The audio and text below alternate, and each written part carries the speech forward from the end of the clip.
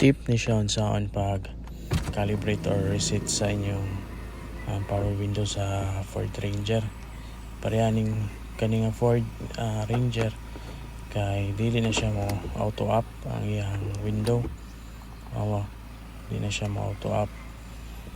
So ang buhaton di ay if maingon ninyo ang window, power window, kay push ang iyang button, ang down, push nimo, and then i-release, then push na sa 2 to 3 seconds, then release, then imo siyang i-pull papas taas hantod nga mo close, then release, then pull na sa 2 to 3 seconds, then release.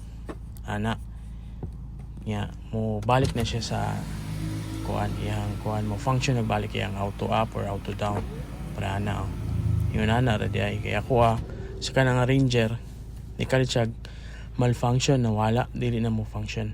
Thank you.